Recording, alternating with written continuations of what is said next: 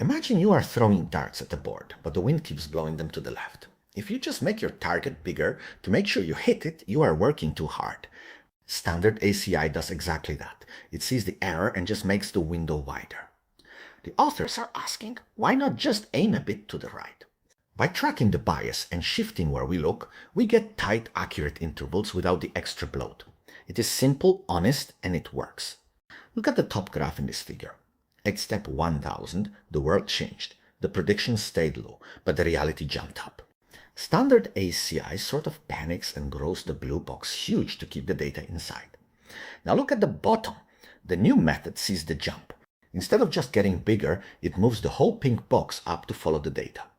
It is like having a flashlight that follows a moving bug, instead of just getting a bigger bulb. The intervals stay small because they actually fit the new reality. How do we find the bias? We use a moving average that remembers recent mistakes. But there is a trick. We do not want to chase every little wiggle. That is why we have a dead zone. If the bias is small, we leave it alone so we do not add noise. We use the median absolute deviation, fine as a measure of how much the data normally bounces around, to set this limit. It is a lightweight fix that only kicks in when there is a real steady shift in the data's path. Guessing is good, math is better. If you have a big bias, the old way makes the interval twice as wide as it needs to be. We proved that shifting the center brings that width back down to where it should be.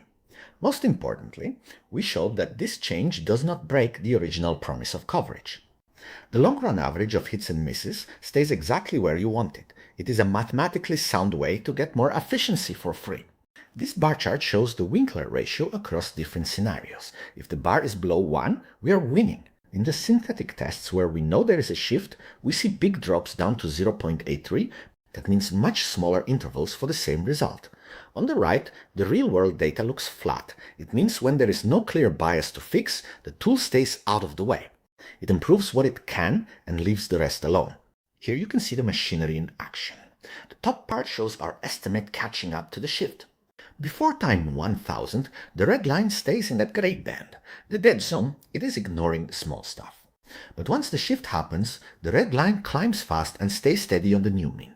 The bottom part shows the raw residuals jumping up. This shows our tracker is not making things up, it is physically moving the interval to match where the data actually went. So, what did we learn from this exercise? Standard tools for making prediction intervals are a bit lazy. They just get bigger when things go south. We made them smarter by letting them shift their focus. It works great for models like rich regression or neural nets that do not fix themselves. If the data is stable, our method does nothing, which is exactly what a good tool should do. It is a simple per horizon correction that makes your predictions a lot more useful without any extra risk.